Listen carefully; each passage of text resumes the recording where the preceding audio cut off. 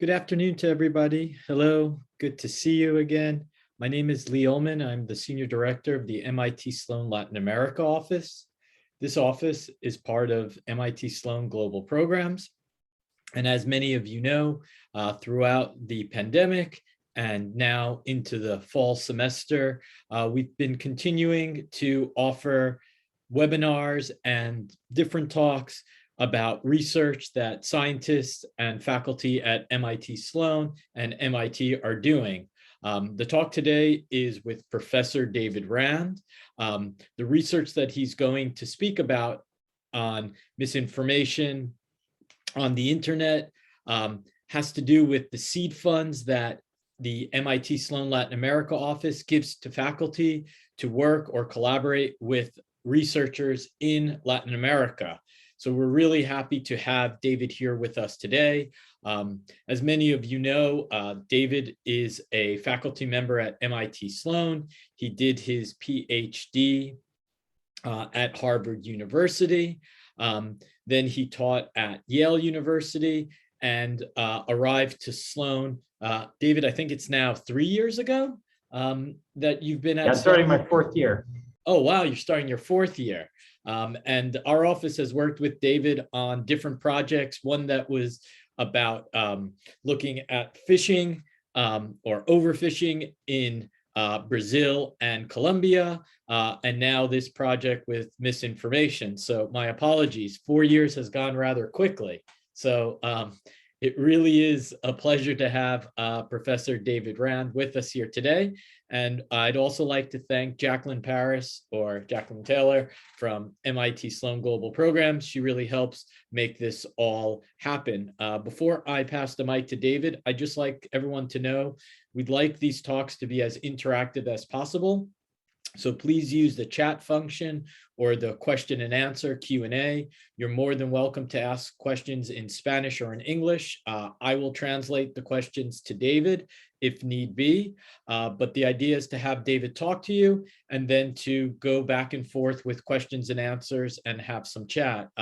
Obviously, the topic is a hot topic now and continues to be relevant, sadly, as the pandemic continues and elections around the world, and especially upcoming elections in Latin America, in Chile next month, and then Brazil and Colombia, misinformation will play a major role. So David, it's all yours. All right, thanks so much for the invitation. I'm really excited to talk to you all about work that I have been doing with numerous different collaborators, including Antonio Arjar from Aguascalientes, who's on the call also, who is the sort of point person running a lot of these experiments. And so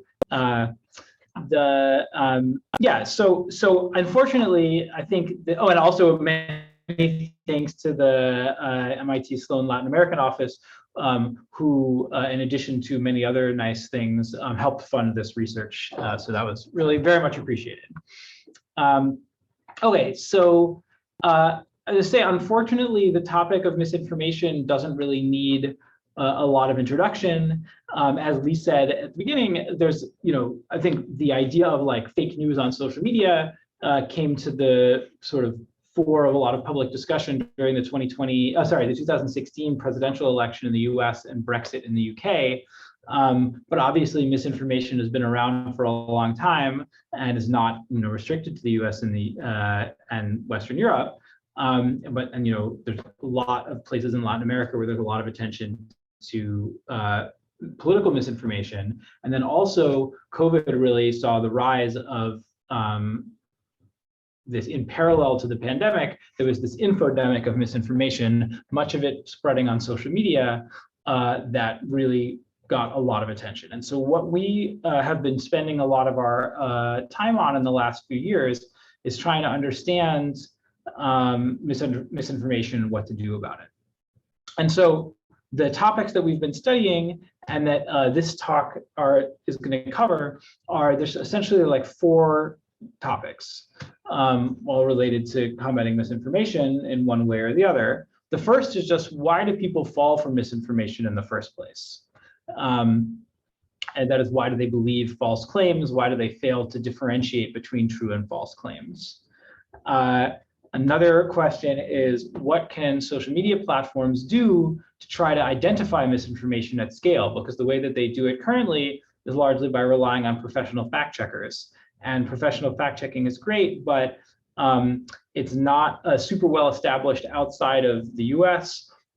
And then even in places where there are clear, well-established fact-checking organizations, it's just not scalable, because it takes a long time for the fact checkers to research the articles and write up their sort of summaries. And so, most claims never wind up getting checked, and even the false claims that do eventually get flagged, it takes a long time for them to get flagged. So while they're in sort of peak virality spreading mode, they're not going to have flags on them. So we want to try and understand, how can we identify misinformation at scale?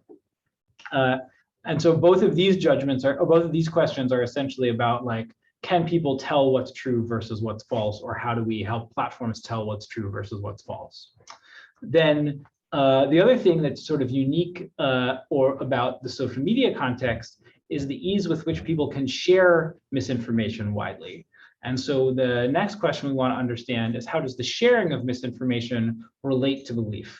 And is it the case that people only share things that they believe? So you can think of sharing as just an indication of what you believe, or is there some kind of disconnect between what people believe and what they share? And then finally, we want to understand, what are some potential interventions that can be used to reduce the sharing of misinformation? And what I'm going to tell you about today is one particular project that Antonio and I and a bunch of other co-authors have been working on, which tries to answer these 4 questions from a sort of international perspective and take a global view on it. Because even though misinformation is this really global phenomena, almost all of the research has been focused on the US. Because that's where many of the researchers work and where the journals are published and so on. And just like, as in many things, the US is disproportionately focused on. So what we're trying to do here is take a global view of the misinformation problem. And the way that we are doing this is we've run a large, like an experiment, a large cross-cultural experiment. In every different country, we recruited at least 2,000 subjects. We started, so we've got, and we all run at the same time. So we've got the United States and the United Kingdom, which are the 2 places where people have been studying things predominantly. Then we included 3 Latin American countries, Argentina, Brazil, and Mexico. We also included Spain and Italy in Europe, and Russia, which is, sort of Eastern Europe, although bridging into Asia, obviously. Then we did Egypt and Saudi Arabia in the Middle East. We did Nigeria and South Africa in Africa, and we did India, China, and the Philippines in Asia, and we also did Australia. So in total, we had 16 countries and over 34,000 participants. And because we were really focused on the social media context, we restricted to people that indicated at the beginning that we showed a whole bunch of different social media platforms. We include WhatsApp as a social media platform. And so we say, we restricted to only people that said they used at least one social media platform. But that was the large majority of users anyways.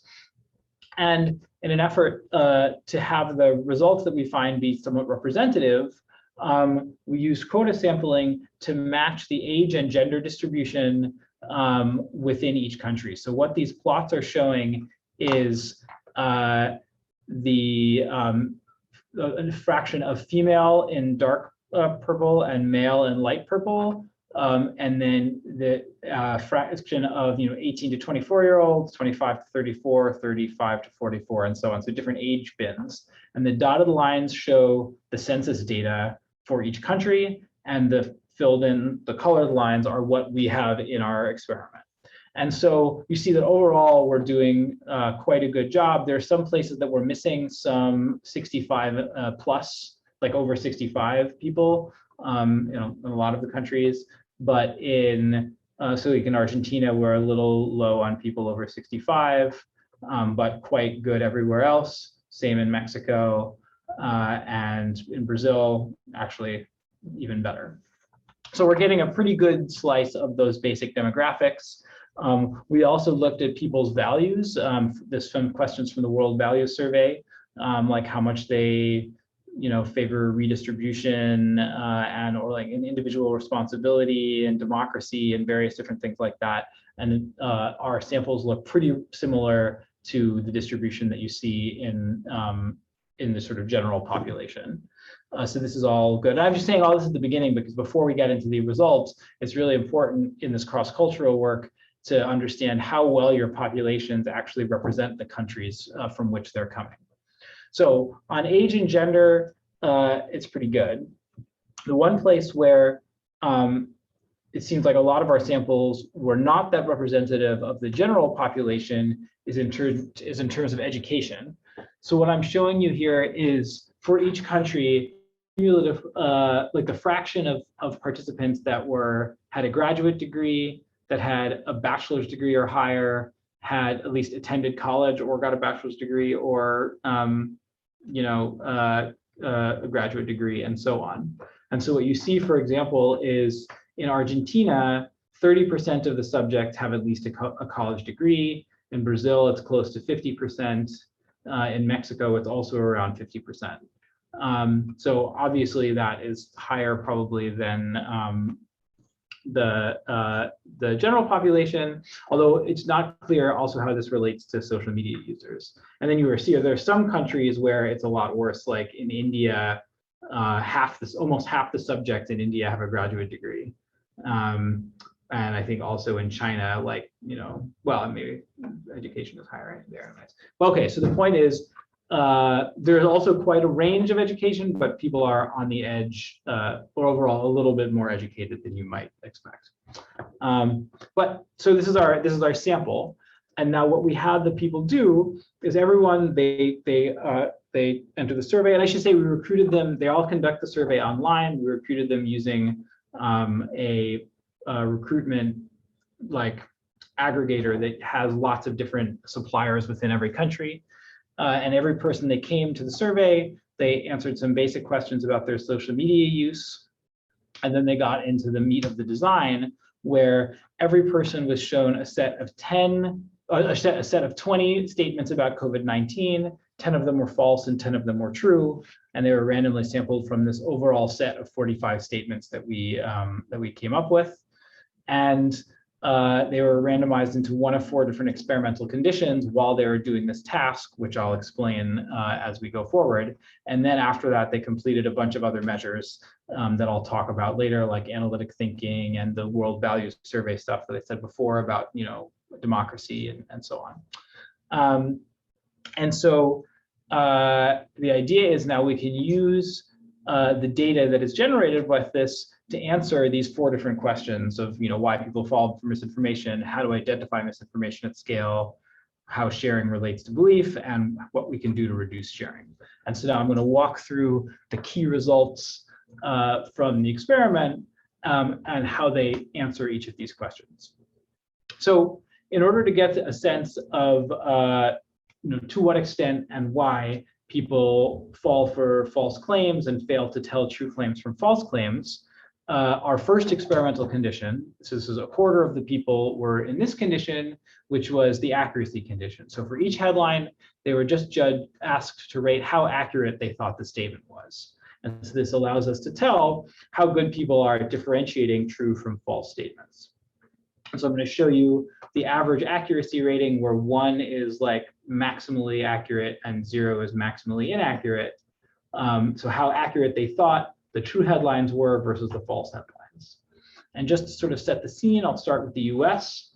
So here they thought about 60% of the true headlines were accurate, and they thought about 30% of the false headlines were accurate. So overall, that's pretty good. At least they rate the true headlines as twice as accurate as the false headlines. That's, although it still means a lot of the false headlines are getting believed. And now we can ask, how does this compare to all of the other countries? And we have these sorted by how good they are at telling truth from falsehood. That is the difference between true and false. This is what we call discernment, how good they are at discerning truth versus falsehood. And what you can see is that it's not like the US is way better at telling truth from falsehood than all the other countries. Argentina is quite similar, and Mexico is quite similar, and the people in Brazil are actually somewhat better. That is, they're somewhat less likely to believe the false claims than the Americans. So that's pretty interesting. You know, then we can say, okay, well, within each country, what are the factors that determine how likely people are to tell true from falsehood versus to be confused and be bad at identifying what's true versus false? And in a bunch of our previous work in the US, we've explored the role of analytic thinking. That is, the extent to which people stop and think versus just going with their gut and sort of, you know, trusting their sort of immediate responses. And the way that we measure this is using this cognitive test that's widespread in behavioral economics and psychology called the cognitive reflection test. It's a set of questions that have intuitively compelling but incorrect answers. So for example, if you look at the question, when you're running a race and you pass the person in second place, what place are you in? For most people, the answer first place jumps to mind, and you might just write it down, or you might stop and think for a second and be like, oh no, wait, if I pass the person in second place, then I'm in second place. And so by having people answer some of these questions, we can basically say how, like, not when they're thinking about the news specifically, but just kind of like in general, how inclined are they to stop and think carefully versus just going with that first response. And now what we look at is what is the relationship between how well they do on this test, this analytic thinking test, and how good they are at telling truth from falsehood. And so this is showing you the correlation between, or let's say the relationship between analytic thinking, so performance on that test, and their ability to tell truth from falsehood. And what you can see is that in every single country, there's a positive relationship. So, you know, and that includes, you know, Brazil is pretty strong. Mexico is, you know, is within the confidence interval of the overall. It's a little bit lower in Argentina, but my guess is this is all just kind of idiosyncratic. And essentially what you see is everywhere, it's the case that people that do better on that test are better at telling truth from falsehood. And you can now visualize the results by this is sort of saying, what's the average accuracy rating for the true headlines in blue versus the red headlines in the false headlines in red as a function of how well the people were doing on this analytic thinking test. And what you see is that it's specifically people that do better on the analytic thinking test are less likely to believe the false headlines. The thick red line shows the overall estimate across all 16 countries, and these individual lines are each of the individual countries. And what you can see is that every single country has a downward sloping line.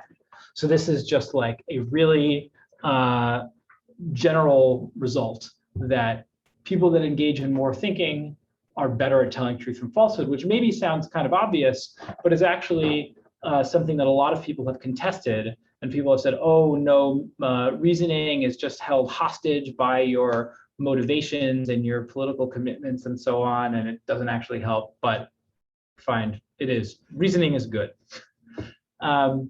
We also found in every single country except for China that people that thought that it was more important to live in a country that was governed democratically were better at telling truth from falsehood. The effect is a bit smaller, but still you can see that the people that are really into democracy are a bit better at telling truth from falsehood than those that weren't. We also found that overall across all the countries, people that were more fiscally conservative, that is, that were more inclined to say that people should take responsibility for themselves rather than the government should take responsibility. If you were more thinking into personal responsibility, people were worse at telling truth from falsehood, but this really varied across countries. So this was quite strongly true in the US and in Egypt, And it was somewhat true in countries like Egypt, like Brazil and Australia and Nigeria, but it was totally not true in Mexico. And if anything, it was the opposite in Mexico. And there was really no effect in Argentina. So I think that this is one where it's much more subtle and presumably more context dependent, likely related to how the government in each of those countries, how conservative versus liberal the government was, and what their COVID policies or COVID attitudes and messaging were like. Okay, so that is a little bit on why it is that people fall for misinformation. Now we're going to transition to our second question, which is what can platforms do to identify misinformation at scale? And sort of as I was saying before, the question is, how do you go beyond just professional fact checkers? And this is something that platforms are thinking a lot about. And one approach that has been starting to get substantial traction is the idea of using the wisdom of crowds. And so the idea is here that they can have lay people who are not experts assess the accuracy of content. That's a lot easier because you can get many lay people in much more easily and quickly than you can experts. But of course, the concern is that if they're not experts, why should we trust their judgments? Particularly in this context of COVID stuff, where it's medical misinformation, why should we think that regular people could tell, what's accurate and what's not? And this is where the idea of the wisdom of crowds comes in. It's a classic idea going back more than 100 years, where even if individual layperson judgments are not good, if you aggregate a lot of them, a lot of responses, then the average response actually turns out to often be quite good, because all the different mistakes that people make cancel each other, cancel out essentially, and you get this sort of underlying signal. And so both Facebook and Twitter are trying this. And so we wanted to know, and we've done some research in the US that suggests in the US this seems quite promising, but we wanted to know how would this work? Was this unique to the US, or is this sort of wisdom of crowds phenomena in the misinformation identification context more general? So what I'm going to show you is a plot where we're saying how well can we predict whether headlines are true or false based on the average rating of the lay people in our experiment. And so this AUC with some measure from machine learning, but it's basically if you have one true one and one false one, what's the likelihood that the true headline is rated higher than the false headline? You can basically just think about it as accuracy. So 1 would be perfect, and 0.5, which is not even on the scale, would be random. Diego? So raised hand. I think he lowered it. Okay, sorry. Right, so we want to know how well can we predict which headlines are true and false using these accuracy ratings from the people on our experiment. And we also want to look at how that varies based on how many layperson people were having rate each article. Because if the idea of this is to do it at scale, if you could say, well, okay, lay people can do well, but we need 1,000 lay people to rate each statement, then that's not really going to be scalable. So yeah, we're going to go and have one line for each country. And what you see is that everywhere, basically, with as few as, so in most countries with as few as 10 or 15 people rating each headline, you're getting above 90% accuracy, which is much better than any of the machine learning algorithms that the platforms have going on.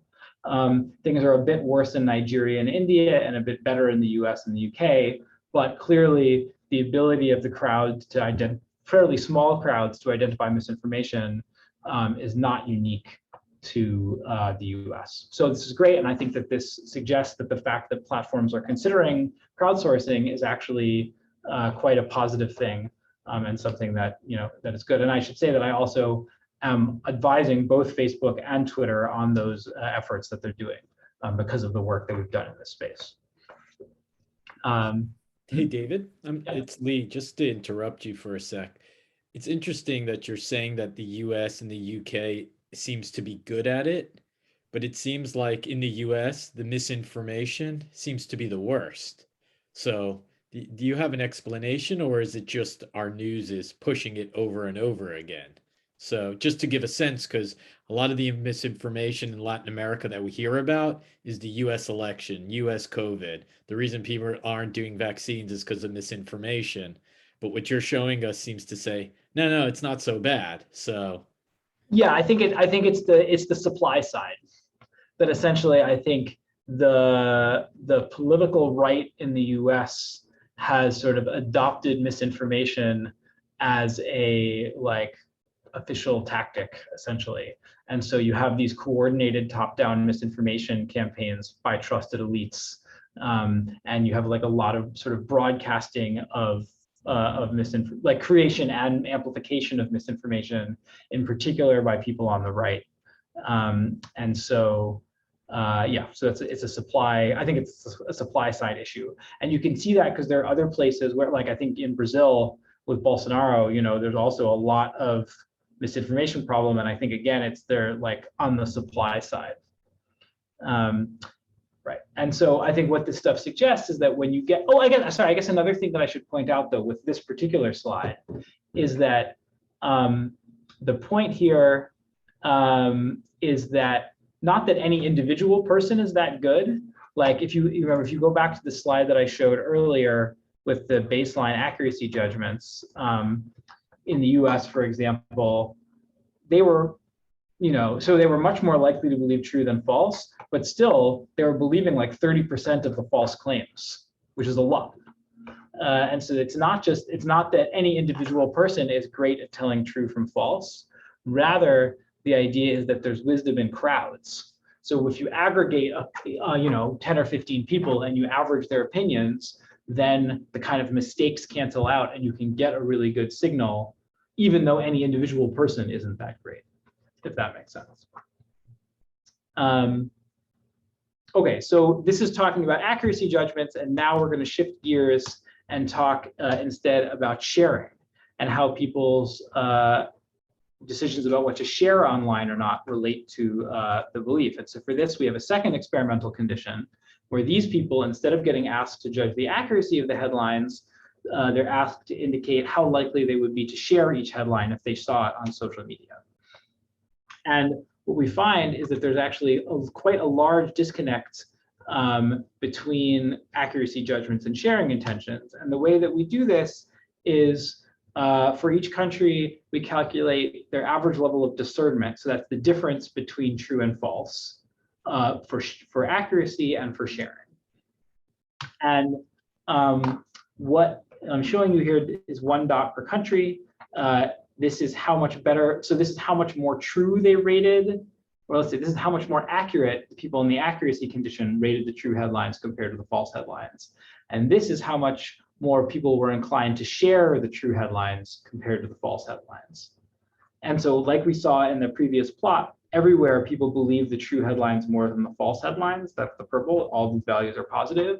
You also see that all the sharing values are positive, which is to say everywhere people are more likely to share true headlines than false headlines. So that's, that's good at least.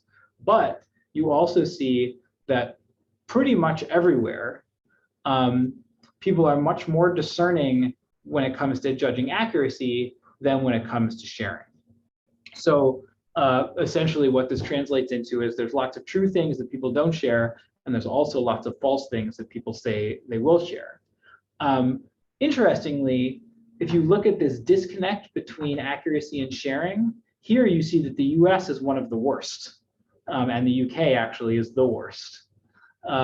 Whereas many other places are not so bad. So like, for example, in Brazil, there's actually much less of a difference between accuracy and sharing than there is in the US or the UK. Same thing, Argentina, there's not much. Mexico, there's really not much. And so this sort of suggests that this disconnect between accuracy and sharing, although it exists to some extent everywhere, it does really vary across countries, which is interesting. And I think this is, sort of ongoing research, so we don't have a good explanation for why sharing discernment varies so much across countries. But one of the implications of this is that, I guess, okay, so there's also this raises the question of what, in the countries where there is a big disconnect, why is it that people are more discerning when they're making accuracy judgments than deciding what to share? And our argument is that maybe, basically what a bunch of other studies we've done in the US suggests is that most people really do not want to share misinformation. It's not that they're purposely sharing things that they know are false, but rather it's that they're just kind of distracted when they're in that social media mindset. They're forgetting to stop and think about whether it's true at all before they go to share. Actually, just thinking on the fly as I'm talking about this, I wonder if part of the country level differences are the really differences across different kinds of platforms. Because like if you're scrolling through Twitter and you're just clicking retweet, that makes it really easy to mindlessly share things. Whereas maybe if your primary form of social media is WhatsApp, that's much more about like typing messages rather than just like sharing on things that other people have sent. We'll have to look at that. But anyways, the implication of this in terms of what we can do to try to reduce the sharing of misinformation is that if part of the problem is that people are just kind of forgetting to think about whether it's accurate or not before they share it, then nudging them to think about accuracy can make them more discerning in what they share, or let's say should. That is, if inattention is an important driver of misinformation sharing, then redirecting attention to accuracy should make people share less stuff. So it says, what if was there a range of believability among the statements? If so, did the more absurd statements vary along any of these metrics? Yeah, so they're definitely, we picked the headlines to have a good range of baseline believability. What we found just in general is that people like, at the aggregate, people were more likely to share headlines that were more believable, but there was still this big disconnect. And actually, I'll come back to this point in a moment after I tell you about this next part, which is before I show you the data from the cross-cultural study, I want to tell you about a study that we ran in the US, where we ran a bunch of survey experiments like the ones that I've been telling you about here, but then we also ran a field experiment on Twitter. We created a bunch of bot accounts, and then we followed over 130,000 people that had retweeted links to Breitbart or InfoWars, sort of right-leaning misinformation sites. About 11,000 of those people followed us back, and so then they formed a subject pool that we could send private messages to. We kicked out all of the people that we sort of removed from our study, all of the accounts that looked like they were bots themselves or that hadn't been sharing anything recently, and which left us with about 5,000 users that we intervened on to try to just prime the concept of accuracy, just gently sort of nudge them to think about accuracy. And the way that we did it is we sent them this message that shows some random non-political headlines. That's how accurate is this headline, and asks them. Basically, nobody responds to the message, but that's fine. We don't need them to respond. We just need them to read the opening sentence, and they've been treated in the sense that the concept of accuracy has been activated in their minds. So when they close out of this and go back to their news feed, they'll be more likely to be thinking to themselves, well, is this next thing accurate? Is this next thing accurate? And therefore, by our theory, it should improve the quality of what they share. Now, the problem is this experiment involved millions of tweets, so we can't assess the accuracy of every individual tweet. And instead, what we do is we quantify the quality of the news that people are sharing based on the news sources, the news sites that they're sharing links to. And so I'm going to show you one dot per news site. The size of the dot is proportional to the baseline level of sharing, so it gives you a little insight into what these people were doing before we intervened on them. On the x-axis, you have the quality of the news site as rated by professional fact checkers, and on the y-axis, you have the effect of receiving our message on the fraction of their tweets that contained links to the news site. And what you see is there's this strong positive relationship such that the our little accuracy prime or accuracy nudge message increased the alignment between how likely they were to tweet something and the quality of the source. And in particular, even though we selected these people because they shared Breitbart a lot, our little accuracy prompt significantly reduced the fraction of their tweets that contained links to Breitbart. Overall, this translated into about a 5% increase in the average quality of the links that the people shared, and more than tripled their level of discernment, so difference in number of true, or let's say mainstream versus hyperpartisan or fake news sites they were sharing links to. It worked specifically for retweets and not primary tweets, which fits with this idea that it's about inattention when you're sort of not really paying attention. And it worked just as well for people that had a lot of followers compared to people that didn't have that many followers. And so the implication of this is that platforms could do things like, as you're scrolling through your feed, either as a pop-up like I'm going to show it here, or just as a card in feed, they could occasionally say, hey, how accurate is this headline? And help us inform our algorithms or whatever. And then even if they throw out the answers, just asking the question should make people more discerning in what they share, because it's primed them to think about the concept of accuracy. So we found this in the US many times. We wanted to see if this was something that generalized more widely, because obviously if we want to recommend it to social media platforms, we want to know that it's not just the US. And so the way that we did it in the third condition, the accuracy prompt condition, is at the beginning of the study, we asked them to rate the accuracy of one of these 4 non-political statements. And then they went on to see the set of 20 COVID statements and say whether they would share each of them, like in the sharing condition. And then we want to look at the sharing discernment, so the difference in probability of sharing true headlines versus false headlines in this accuracy prompt condition compared to the control sharing condition, where they just did the sharing intentions without any intervention. And so what I'm going to show you is the change in sharing discernment, that is how much this accuracy prompt improved people's sharing discernment for each country. And then this thick line is the sort of overall average effect across all countries. And so what you see is that on average, this works and produces about a 20% increase in discernment, which is pretty sizable. But how well it works varies a lot across countries.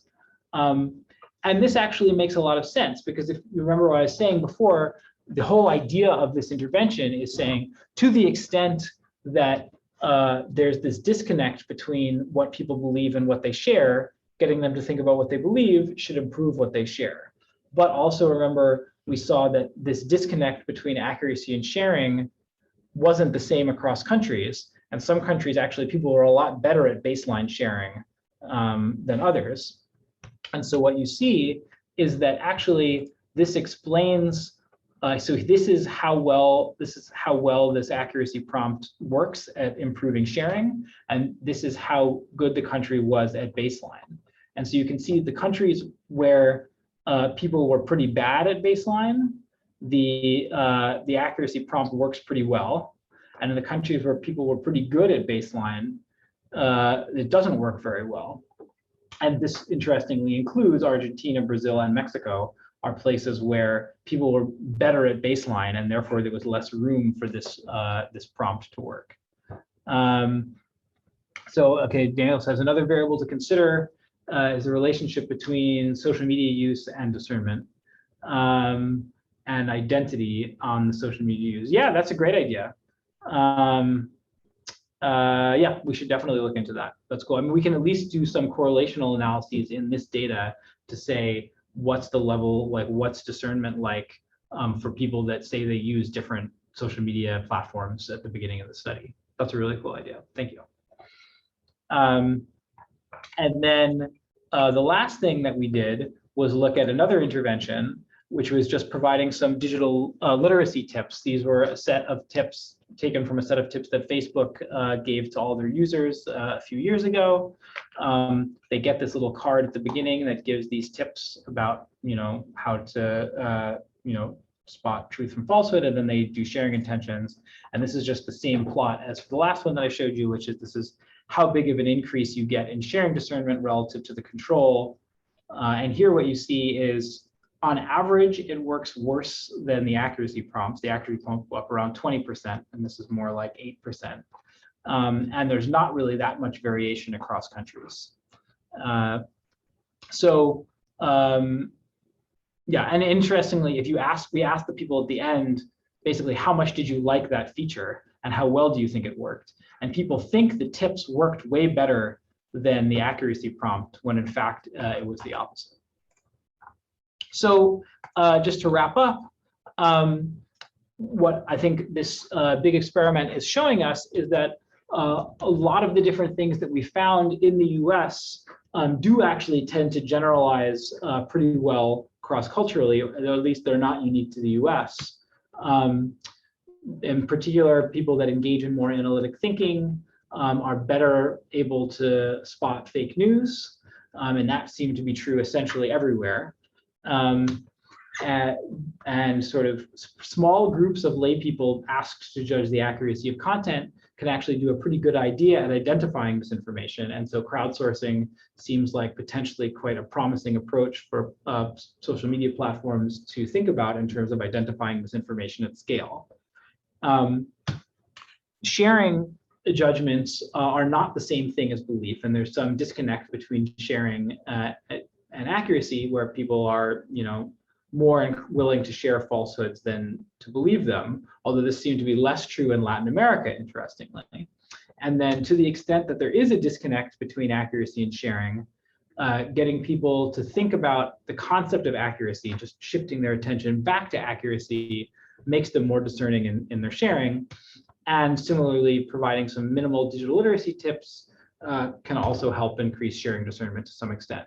Now, none of these things is a silver bullet that's going to completely solve the problem. It's a really big problem, and I think that this is one of these contexts where what we need is many different tools in the anti-misinformation toolkit.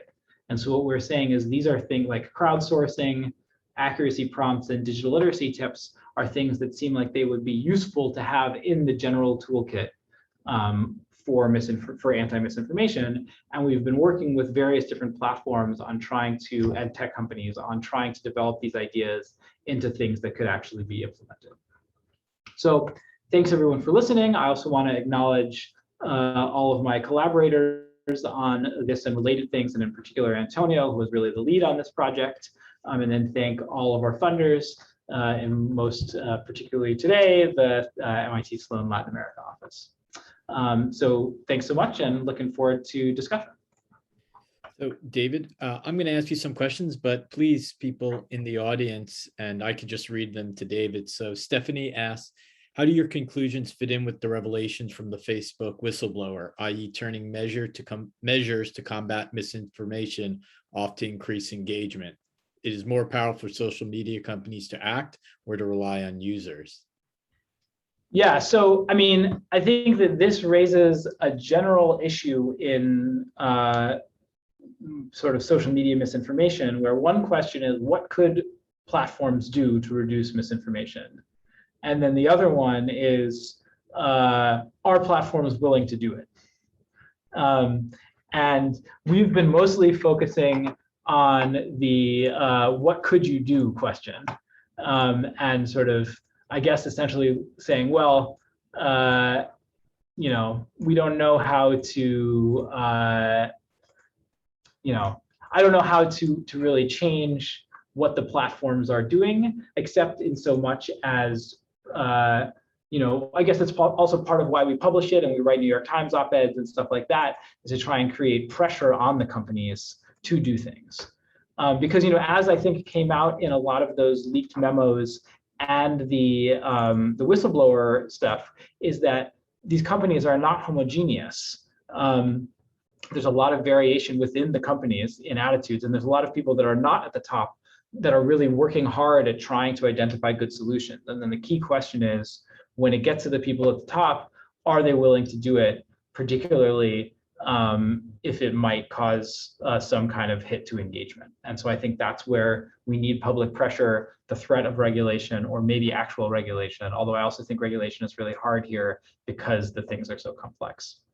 And it occurs to me also that although we have not yet written up the that we've not yet published the cross-cultural work. We have published a bunch of the other stuff. And so in case it's interesting to people, I'll drop some links in the chat. So for example, for each one of you, I give a link to the paper and then a link to a Twitter thread that describes it that walks through the paper in a much easier to digest way. So I'll just put a couple of those in there. So David, just there's a quick yeah, Victor, we'll send the link. All of these MSLAO chats that we do are available on our YouTube channel, and we'll add this probably in the next couple of days. But David, I think you were the one who published this once, that a misinformation or something that's false gets retweeted many more times than something that's true.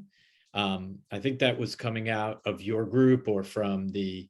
It was my colleague Sinan Aral and Deb Roy that wrote that paper. Yeah, so it's really interesting. I think that paper is like the most cited paper ever. It got like the most press coverage of approximately any paper in the history of papers.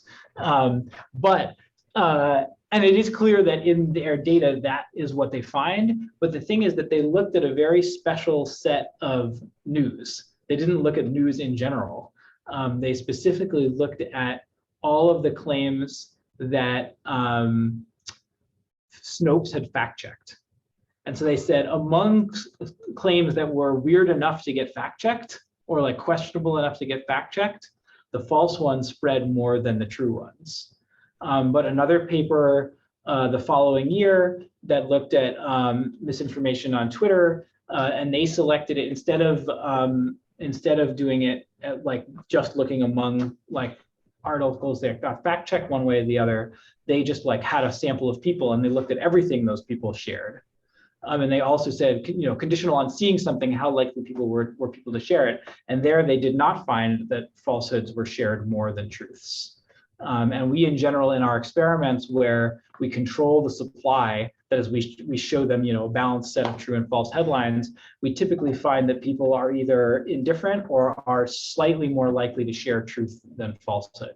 So I think that this like falsehood spreads faster and wider than truth is probably not in general true. It's sort of specifically true for a weird set of claims. Okay, so in thinking about the progression of the internet and all of these general platforms, if you think of Wikipedia, in the beginning, Wikipedia had a lot of issues with false claims and inaccuracies, and it's gotten better over time, and they try to raise money. Do you think that the rest of these platforms will go that way? Is that the ideal, or do you think, let's say, what's 5 years out going to look like if the platforms even exist? Right, it's a great question. I mean, I think that there's a huge difference between all of these platforms and Wikipedia, which is the point of Wikipedia was to create knowledge, whereas the point of these platforms is to sell advertising. And so I think that the Wikipedia certainly is like the paradigmatic model of crowdsourcing working really well to identify truth even around controversial topics. And I think there's been a lot of research on trying to understand what makes Wikipedia so successful. And I think part of it is that they have this kind of tiered system where it's not just like all people are equal, but there are the like moderators and like the people that have sort of more established themselves, have more control. And so I think these kinds of reputation systems are something that we've been talking a lot to Twitter about, and we're talking to when Google is sort of interested in these kinds of things. This is one of these things that comes up a lot is, can you figure out a way to identify who are the people that should have more, if there's some kind of hierarchy of it within the crowd, how do you establish that? And so I do think that in the coming years, we will see much more of this kind of crowd-based evaluation of content because there's just no other way to do it. I mean, and in some sense, the platforms are already doing that. It's just that they're not using crowd ratings of accuracy. Like in their efforts to maximize engagement, essentially what they're doing is using the wisdom of crowds to identify what is the stuff that gets a lot of engagement and then promoting that to everyone. And so I feel like maybe a recurring theme in a lot of the stuff that I think about here is that the platforms have lots of experience getting people to engage, and in particular, getting people to engage with things they don't want to engage with, which is ads. And they can use a lot of that same muscle to get people to pay attention to accuracy if they want it. So, in your, I think, takeaway comment that they're there to make money, right? Ultimately, they're ads and people are using them in a different way. Do they make more money? Has it been shown that they make more money on misinformation? Do we know that for a fact, or it's not proven yet? No, I think that it's there is some evidence out there that sort of at least more controversial stuff gets more engagement, but I'm not totally convinced by that work. And so I think that this is one of these things where the idea that misinformation generates more engagement is a really kind of, attractive is the wrong word because it's not like good, but it's kind of like, it's an idea that has a lot of like pull to it. And so I think that there's a lot of conjecture, and I think that there's a lot of sort of circumstantial evidence, and the evidence in that direction, it's easier to get published and it's easier to get lots of coverage of. But it's not clear, which maybe is proof in and of itself of the, of the underlying point. But yeah, I think that that is actually sort of still an outstanding question that, Facebook could very easily answer and probably has tried to answer internally, but from the outside, it's hard to tell, honestly. Okay. Yeah. And just thinking along those lines, right? So we know with elections, which misinformation, it seems to be the two hot topics are vaccinations and elections. With the crowdsourcing and knowing that that improves, do you see a future where, let's say, in Latin America or in the US, where, supporters of the left have their own crowdsourcing, supporters of the right have their own crowdsourcing, and they just, these companies use these groups to somewhat control or help them to avoid this misinformation, right? Like when you have voter observers from the left and voter observers from the right Right. showing Totally. up. Is that something that you think companies or platforms will say, listen, if we can get people to stop bothering us, happy to invite, some observers in and to make it a little easier? Or what's the way to avoid misinformation taking over elections? Yeah, so I think that the idea, the polarization essentially in attitudes is something that a lot of people see as a challenge for these wisdom of crowds type approaches, because you get these different factions, and so but a lot of research suggests that for just the basic wisdom of crowds phenomena, it's not that much of a problem if the crowd is polarized, because essentially the polarization cancels out, when you average across the groups. But then I think actually the biggest challenge for all of the crowdsourcing things is like getting people to be willing to do it, because it requires users to put in time. And so this is actually a place where we think the polarization might wind up being useful, which is sort of like you were saying with the election watchers, that we've been analyzing data from Birdwatch, the Twitter's crowdsourcing thing, which we haven't published yet, but it basically looks like people on the left predominantly fact check claims they think are false from people on the right, and people on the right predominantly flag things they think are on the left. But it looks like that, but that's not actually a problem if all the things or most of the things that they're flagging are actually bad.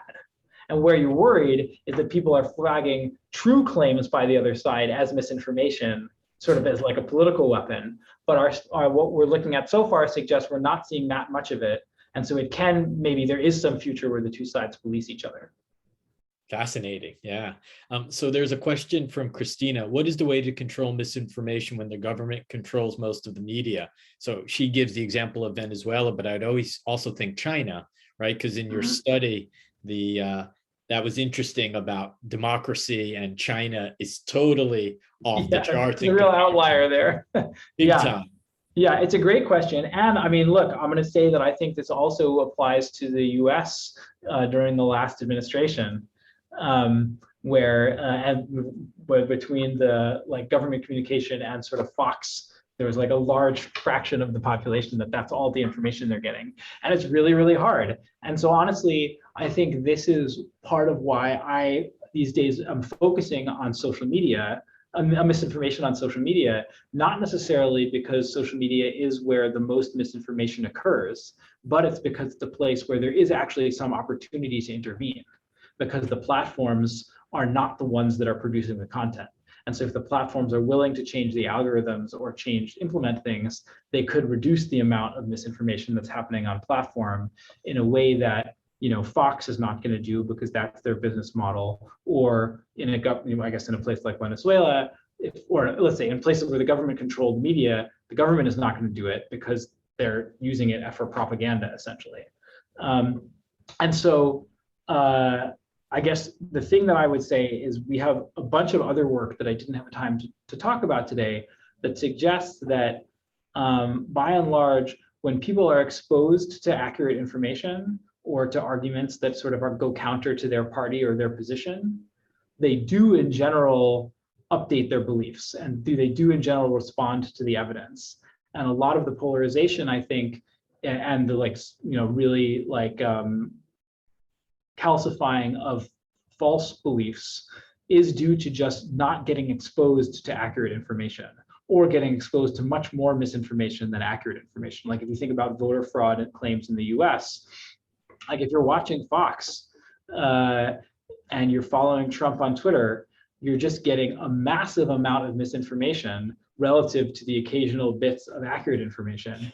But I think that this is actually an optimistic stance, because I think it's not the case that people just automatically reject things that don't fit what they already believe. It's just that they're not even seeing them in the first place. And so I think that whatever we can do to increase the exposure to the accurate information and to debunking and stuff like that will really help. And that's also a place where social media platforms have the potential to really be helpful and expose people to content that they otherwise wouldn't see. Again, if the platforms are willing to do it, which it's not at all clear they are. So does anyone have any other questions before we close? Because if no one else, I'm going to take one last question, David. And the group that we usually deal with, the people in the audience who I saw, is much more of a professional academic group. And so when looking at misinformation, have you been able to look at misinformation, let's say on LinkedIn or in academic journals, where, again, the study several years back about vaccinations and autism, right? That's huge misinformation, but we label it as something else. So in more professional academic circles, or even, Sinan's article, you're not saying it's misinformation, you're saying it was rebuked or changed. So what happens in these more academic professional settings with misinformation? What's going on there? Or are people just so interested in Twitter and, what Trump said or Bolsonaro said, or what's going on, with Fernandez, something like that? Yeah, it's a good question. I think that honestly, this is also somewhat parallel to, I think, the regular news, that I think in the academic literature, the problem is there's just such massive overload. There's like an infinite number of papers, essentially, that it's very hard to keep track of whether new papers have changed the interpretation of old papers. Particularly if you're not deep in that field, because the older the paper is, the more citations it will have, which is the general proxy for credibility. And so it's really hard. And I think this is, again, a place where things like Google Scholar or like the technology companies could act in a way to essentially attach flags. Like if there's been some subsequent work that has really seriously changed the interpretation of prior work, they could flag it in some sense. At the very least, they could do it for retractions, which even that I don't think they do, although maybe Google Scholar is starting to. Because the ultimate of that is papers where the author even agreed, or the journal said it was bad and the paper's been retracted, and still it just shows up as another paper when you search for things. So yeah, I think it's a real problem. Well, excellent. Well, thank you so much. Hopefully we'll have you back on some of these new work that you're looking at. And also, I think everyone in the audience looks forward to seeing the international publication on how different countries are dealing with the similar aspects of the US. But as we said, this talk will be posted on our YouTube channel. Jacqueline Taylor has posted it. So thank you very much, David. Thanks again. It's always great to see you. Stay My safe. pleasure. Thanks for the And invite. as a point, everyone in the audience, Davis is in his office at campus. So it's great to see that MIT and MIT Sloan are open for business and students are back in the classroom. So really wonderful Yep. to see that. Here we Thanks are. again. Thanks, everybody. Be well. Take care, all. Bye.